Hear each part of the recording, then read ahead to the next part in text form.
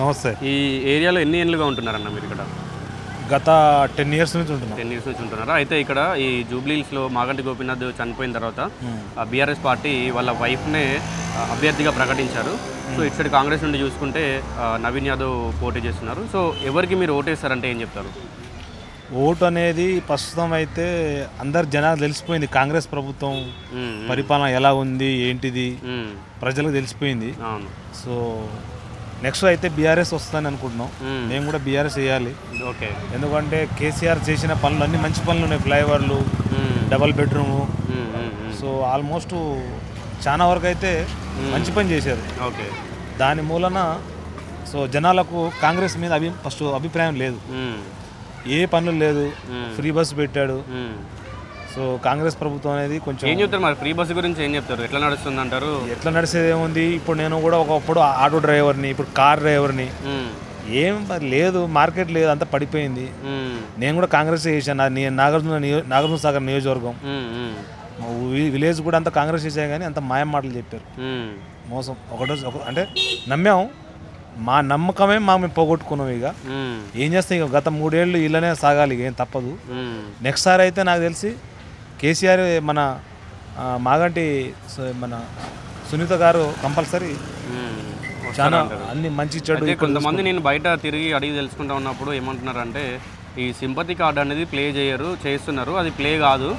ఇప్పుడు రాష్ట్రంలో కాంగ్రెస్ గవర్నమెంట్ ఉంది కాబట్టి మేము నవీన్ యాదవ్కి ఓటేసే ఛాన్స్ ఉందని అంటున్నారు. ఇప్పుడు మీ డబ్బు మేము కొట్టుకుంటే ఎట్లా?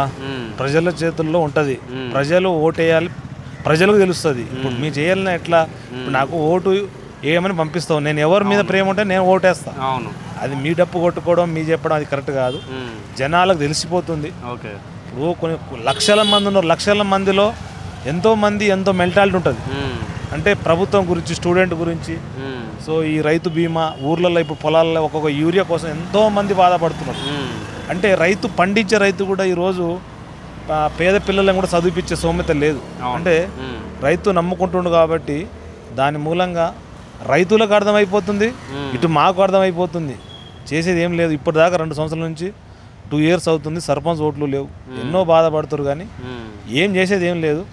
జనాలు ఎవరైతే మంచి చేస్తారో అటువైపే చూపుతారు. కానీ ఇంకా వేరే అతీతంగా ఎవరు ఉన్నారంటారు? పార్టీకి అతీతంగా ఏముందంటే ఇప్పుడు అసలు హైదరాబాద్ ఇంతకుముందు స్టార్టింగ్ చూస్తుంటే చంద్రబాబు వైఎస్ఆర్ అంతా డెవలప్ చేస్తారు. ఇప్పుడు గత 10 ఏళ్ల నుంచి కదా ఇప్పుడు కోకాపేట 100 కోట్లు 1000 కోట్ల ప్రాపర్టీ ఒక ఐటీ కంపెనీ తీసుకొచ్చింది కేసీఆర్ వాళ్ళే.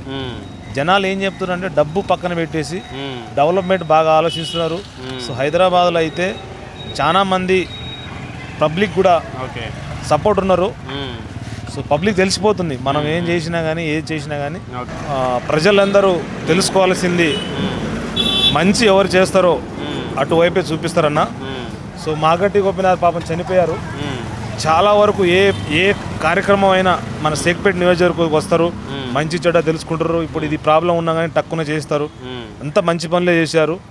సో కంగ్రాస్ వాళ్ళకు కూడా. ఈసారి కూడా సునీత గారు కూడా మేడం వస్తారు. జనాలకు తెలిసిపోతుంది, మనం చెప్పక్కర్లేదు, అన్నీ మంచి జరుగుతుంది. సో కాంగ్రెస్ ప్రభుత్వం అనేది మంచి అనేది వాళ్ళ దగ్గర. ఇప్పుడు ఎట్లా అంటే డబల్ బెడ్రూమ్ ఇల్లు లేదు, అది మా విలేజ్లో ఇప్పుడు ఏం లేదు. అన్నీ చూస్తుంటే అంతే పాజిటివ్ ఏదో చెప్పారు కానీ మాకు అన్నీ నమ్మకం లేదు. ఎవరైతే మంచి చేస్తారో వాళ్ళకి కంపల్సరీ ముందు సాగిస్తాం.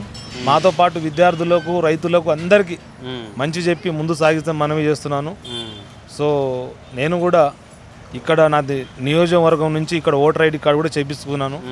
సో నాది కూడా ఇక్కడ సొంత ఇల్లుగా ఉంది కాబట్టి నేను కూడా మన బీఆర్ఎస్ ప్రభుత్వం సైడే ఎంతో మంచి చేసే పనులకు, మంచి చేసే వరకు ఇంకా సపోర్ట్ ఇస్తే ఇంకా మంచి జరుగుతాయని. సో దీని మూలంగా ప్రతి ఒక్కరు ప్రజలు తెలుసుకోవాలని, ఎవరు సానుభూతిక ప్రాబ్లం లేకుండా కానీ ప్రజలు. ఇప్పుడు నాకు డబుల్ బెడ్రూమ్ ఇల్లు అప్లై చేసి 4 ఏళ్ళు అయింది. 4 ఏళ్ళు అయినా కానీ సో ప్రభుత్వంలో వచ్చి నెక్స్ట్ కేసీఆర్ ప్రభుత్వం వస్తే నాకు ఇల్లు వచ్చేది. ఇల్లు బాయ్, అన్నీ బాయ్. అంటే ఇప్పుడు ప్రభుత్వం రాలేదు కాబట్టి మీకు ఇల్లు రాలేదు. సో అంత మంచి జరగాలి. ఇప్పుడు ఏది ఉన్నా కానీ తెలిసిపోతుందండి జనాలకు. అంత ఫ్రాడ్ జరుగుతుంది.